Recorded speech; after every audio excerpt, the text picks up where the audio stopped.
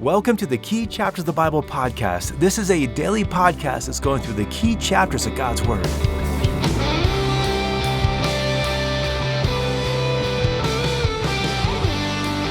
This chapter is a great reason for this podcast. This passage here that we're going to be looking at in 1 Kings chapter 18, it's a great example of what it means to be a person of faith, to trust God implicitly, to stand against the shifting trends of this world. In many ways, the situation of chapter 18 is very similar to our situation in our world today. The spiritual milieu of this whole passage here is one of rebellion and doubt in the Lord. The people are beginning to believe that maybe the gods of the Canaanites or the gods of their day were superior to the Lord, that somehow God's not giving them what they want, but these Canaanite gods will.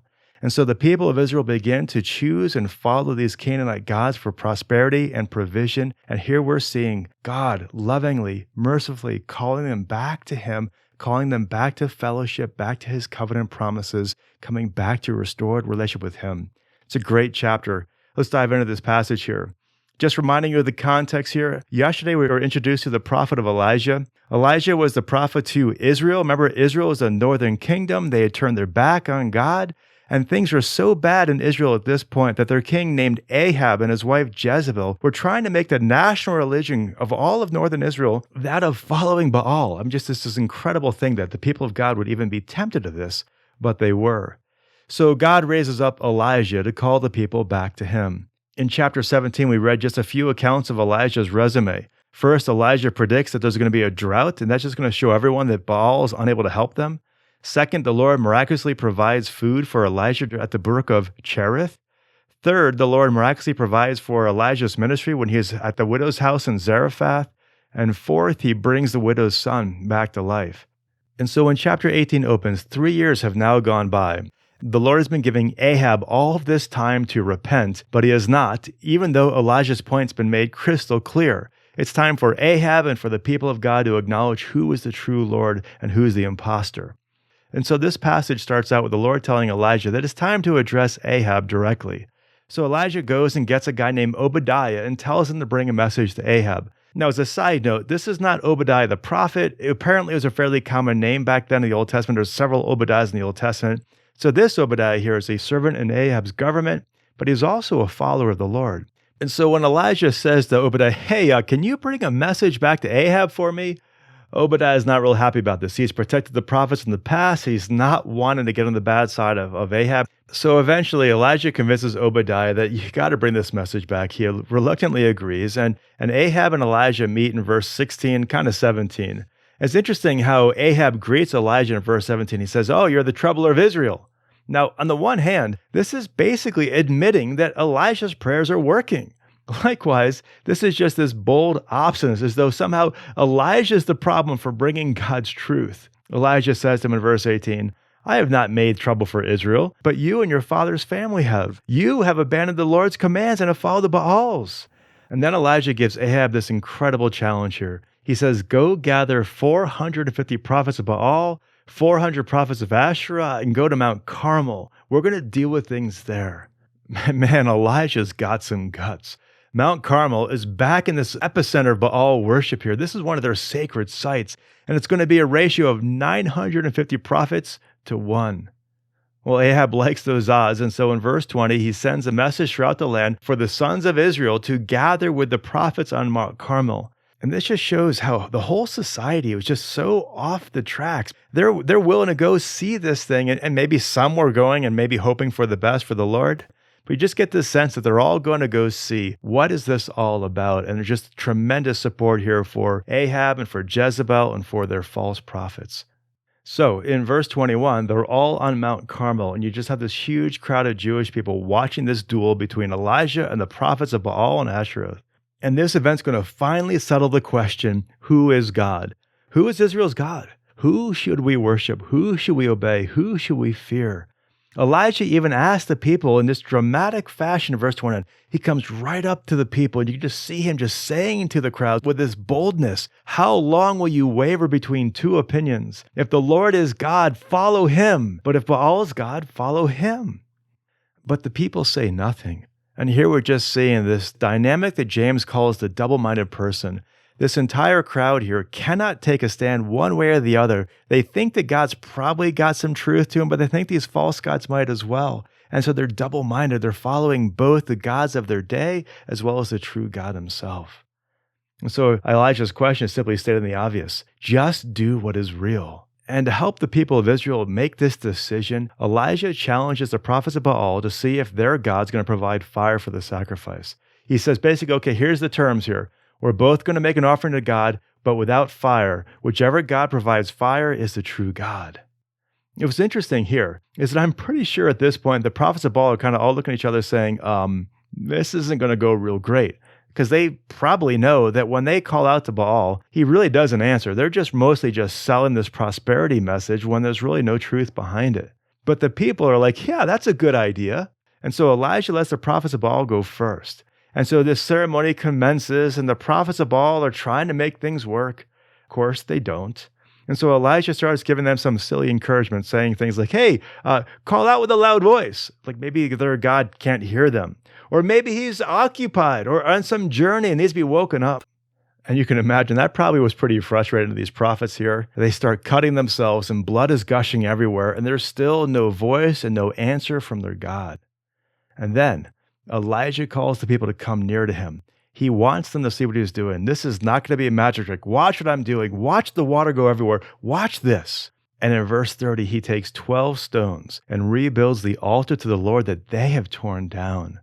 Now, those 12 stones symbolically should have rested heavy on the people's hearts because that 12 was pointing them back to who they were as the chosen people of God. Remember, we saw yesterday, their entire nation is in rebellion to the Lord. But they could not rebel against their true nature as God's chosen people. And so he takes these 12 stones, he rebuilds the altar, he prepares the sacrifice, and then he has people pour all of that water onto the wood, to the sacrifice, onto everything, just to make sure nobody thinks he's just kind of flicking a match in there somehow. And so they pour water on a first time, and a second time, and a third time. So much water is just flowing all over the place. They're just going into the trench that they've dug around this thing. And the scene is set and is so clear that there's no way that Elijah can just make fire appear unless it's really going to be the Lord who does it. And so then at evening time, Elijah calls out to, and it's interesting, he calls out to the God of Abraham, Isaac, and Israel. Remember, Israel is another name for Jacob. We usually say the God of Abraham, Isaac, and Jacob. But here he says Abraham, Isaac, and Israel, because again, he's in this section where they have just rebelled against the Lord. And he says to them, let it be known that you are God in Israel. Again, not Baal, especially not where we are right now. You are the Lord. And he calls upon the Lord not only to answer his prayer, but to turn their hearts back to him. He's basically asking for a revival here. Well, the Lord hears his prayer, and fire comes down and completely incinerates the offering, the wood, the stones, the dust, the water. It's all gone. And the people realize, okay, this is serious. And they fall before the Lord, and they cry out, the Lord, he is God. The Lord, he is God. Just answering that question, who is God? It is Yahweh. It is the Lord. And so now that question's been established, Elijah then has them execute these prophets and prepare for heavy rain. And by verse 45, they're deluged with this heavy storm. Now, the treatment here of the false prophets, it might seem like it's excessive to us, and I can understand that sentiment. But we need to remember that these false prophets were leading the people away from the true blessings of being in true fellowship with the true God. Not only that, but these false prophets were quite willing to execute the true prophets of the Lord, and so they had no problem killing God's prophets. And so this isn't really as much payback as it is that, you know what, if these guys are going to kill God's prophets, if they can't tolerate God's prophets, then they have to go. You know, there are a lot of people who claim to be prophets, and they somehow look at these kind of passages as somehow indications that they can be pretty much grouchy and difficult people to be around. But that's not Elijah's personality. Remember what we read yesterday in chapter 17, where he's caring for the widow and her son? He has such compassion on them. Likewise, we're going to see tomorrow in chapter 19 that he can get so discouraged, he's going to ask the Lord to take his life. And so when we take all these three chapters together, 17, 18, and 19, and we just look at the life of Elijah, we see here that godly men hold to God's truth without wavering. Well, so that's the passage here, and I'd like to make a couple comments on it before we go. For one thing, the whole point of this passage is to ask the question, who is God? God, the Lord, Yahweh is a true God. This passage shows us all of the emptiness of these other spiritual endeavors. No other false god can stand before the Lord. No other false god can provide for us what we need. God alone does these things, and we need to be looking to him even in our own day and age. Our society is saying there's so many other things we can go to for peace, prosperity, power, strength, and there's all kinds of things, spiritual things and worldly things that we can do.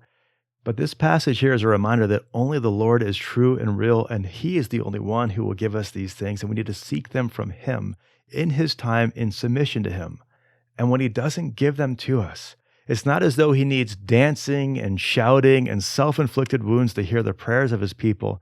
He is gracious and loving and compassionate and wants to give us the blessings He has ordained for us. And if He has chosen not to for a certain time or season, we just need to trust Him and not go looking for those things from some other false god of this world. Also, notice the progression here. You would think that the Lord would just step on in and do this right away, but He doesn't. He waits until the people will fully realize there is no help coming from anywhere else. None of these other false gods are going to work. There are times that people basically come to passages like this and they cross their arms and say, you know what, if God does that, I'll believe Him. If not, I'm not going to. But that's not really what's going on here. Through the sequence of events here, from the drought to this whole event on Mount Carmel, God has been showing the people, you cannot trust in any other God. They are not going to provide for you what you need. You need to come to me alone. And that's the place He wants to bring us. Not what we're saying, you know what, God, prove yourself, but rather, Lord, there is no other God beside you. Please help me. And that is the prayer that the Lord hears, and that's the prayer that He honors. This passage shows us God is a God of mercy. We need to remember here that God is going to people who are in direct rebellion to Him. They're idol worshipers. But in His mercy, He is going out to them. He is showing them the futility of their God so that they'll come back to Him. And so often, that's what the Lord does in our life too. In our own life, there are people who are in this kind of same situation. And maybe like the crowds, if today, say Elijah were to go to the average person, maybe the average churchgoer in America and say, who is God? They might not keep silent like they do in this crowd. But they might say kind of sheepishly, well, I believe the Lord is God, but since He doesn't give me what I want, I'm looking for it elsewhere. And that's that double-mindedness that James was talking about. We need to come to the Lord and recognize that everything we would want can only come from God, whether it's peace or prosperity or power, if you want to call that word power. That's what they're looking for back then. There are so many voices in this world saying, I can do this for you, I promise. God is calling us to come to this place where we say, you know what? I'm going to turn from all of that and follow God and trust Him. And what He gives me, I'll rejoice in. And what He doesn't give me, I'll trust Him. And that's the attitude of God's people when they come to Him recognizing, I'm going to submit to you, God. And so as we end our time today, maybe just spend some time with the Lord and just bring all this before Him and just say, Lord, is there anything in my life where I'm looking to something else besides you to give me something that I need? And maybe it's that peace, or maybe it's prosperity or something else. Lord, am I looking to anything else besides you? And just ask Him to turn your heart back to Him so that you would be single-minded, not double-minded, but single-minded, fully devoted to Him and His will for your life. That's the place that we need to be, and that's the place that we'll see Him working in our life. Well, we'll leave things there. Hope you have a great rest of your day. Hope to see you tomorrow. Thanks for listening again. God bless.